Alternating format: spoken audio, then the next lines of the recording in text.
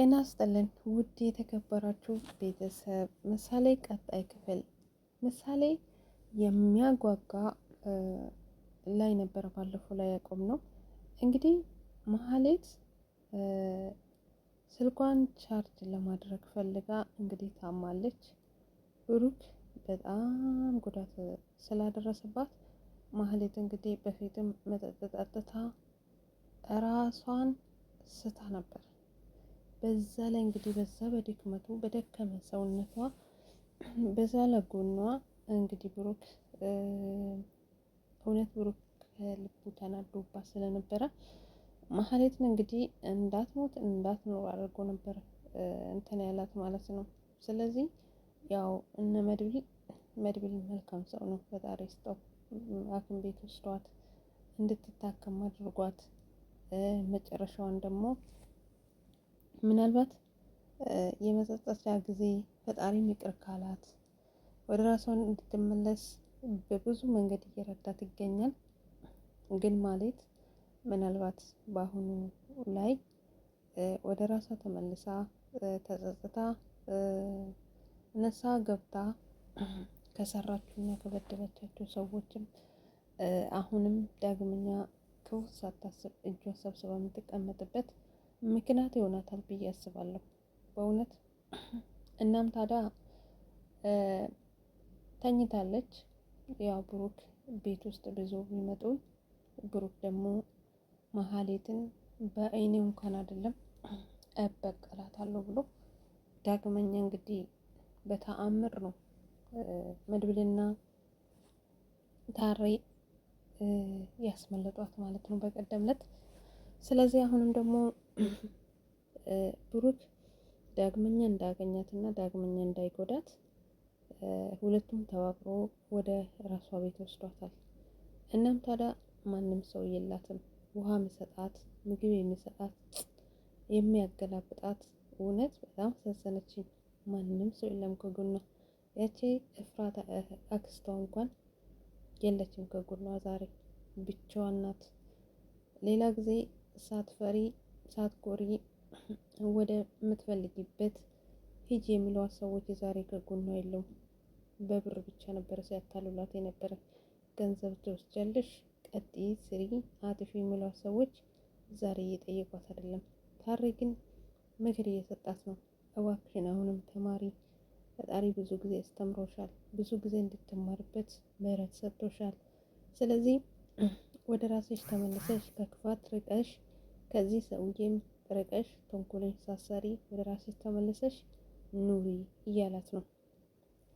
ምናልባት ማለት በአሁኑ ጊዜ መናገር በደንብ ባትችልም እንግዲህ ወደ ንስሐ ትገባለች፣ ወደ ትጸጸታለች፣ ወይስ ይህንን ክፋት ትቀጥላለች አይታወቅም።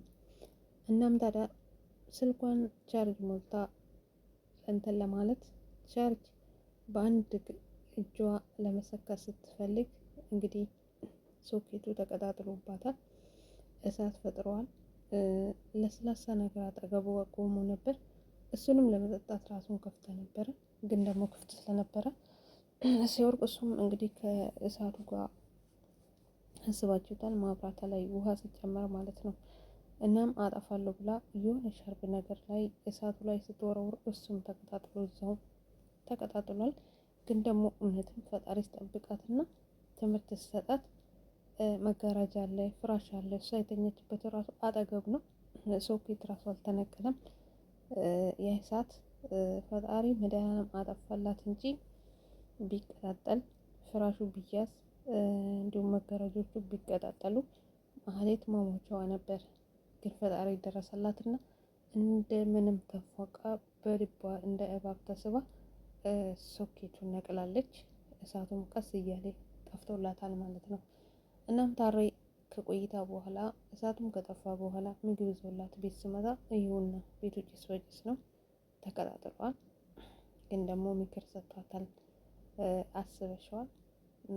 ግን ጎረቤትሽ ጭሱ ሲወጣ ቤቱ ሲጭስ እንዴት አይመጡም ብላት፣ አይወዱኝም፣ ማንም ሰው አይወደኝም፣ ማንም ሰው አይመጣም አጠገቤ ብላለች። ስለዚህ አስብበት፣ አሁን ካለሽበት ተንኮል ስራ ራቂ። ርቀሽ ለራስሽ ኑሪ። ልጅ የለሽ ምን የለሽ ምን የለብሽ። ለማን ብለሽ ተንኩልን ትሰራለሽ፣ ኃጢአትን ትሰራለሽ። ስለዚህ ከዚህ ከሰውዬ ርቀሽ ኑሪ ብሏታል። ምናልባት እንግዲህ ምክሩን ካዳመጠች እና ከሰማች ማህሌት ወደ ራሷ ትመለስ ይሁን ከዳነች በኋላ በዚህ በተንኮል ትቀጥላለች አይታወቅም። ብሩኬ እንግዲህ ዛሬም እንደተናደደ ነው።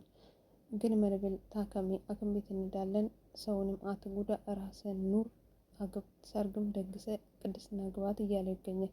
እኔ የሞትኩ ሰው እንዴት አድርጌ እሷንም አገባት አለው እንዴት ይስኖራሉ ተስፋ የለኝም ብሎ ብል አይ የሆነ ዶክተር ብቻ ስላስፈራ አይሆንም፣ ሌላ ዶክተር አግኝቻለሁ እንሂድ በማለት አስገድደው እንግዲህ እኔ ታላቅ ነኝ አክብረኝ፣ ስለዚህ እንሂድ ብሎ ይዞት ሄደዋል ሐኪም ቤት።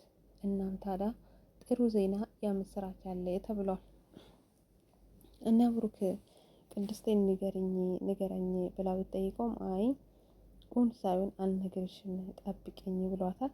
እንግዲህ ብሩኬ ይድናል ብዬ አስባለሁ። ከዳነም በኋላ መድብል ሰርጉን ድል አድርጎ ደግሶ እንደሚያጋባቸው ቃል ገብቶላቸዋል።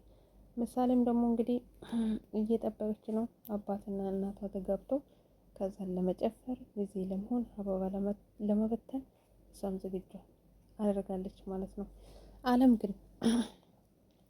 ግን እውነት ብሩኬንና ቅድስትን ለመለያየት ለምን እንደዚህ ጓጋች? አለም ራሱ አንድ ማህሌትን ተክታለች። እህቷ ናት፣ ያክስቷ ልጅ ናት። የማይወልድ ሰው ትላታለች። ልጅ የሌላ ሰው ከሚስቱ ጋር የመተኛ ሰው እንዴት አድርገሽ አገብተሽ ትኖራለሽ? ሌላ ሀብታም ሰው አለ፣ እሱን ታገባለሽ። ይህን ፍጁ ይበቃሻል፣ አንቺን እሽሽ ከዚህ ቤት እወጣለሁ ትላታለች።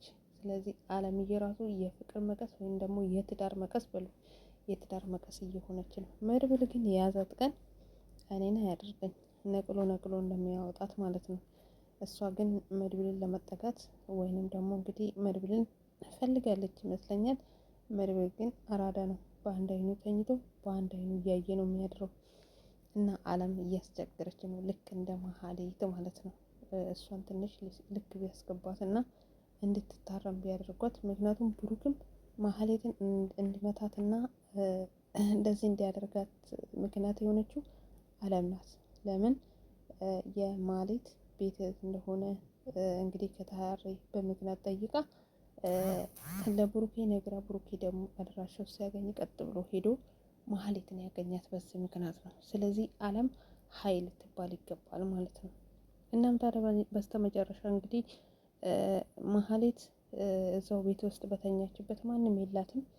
በጨለማ ህልም ይሁን እውነት ይሁን በእውን ይሁን በህልሟ ይሁን አላውቅም፣ ግን ተኝታ ህልም የምታይ ይመስለኛል እኔ ሳስበው ማለት ነው። የሆነ ሰው እንግዲህ ተሸፋፍኖ መሳሪያ ይዞ ገብቶባታል። እሷም ደንግጣ ማን ነው ማነህ ብሩክ ነህ እያለች እንትን ብላለች።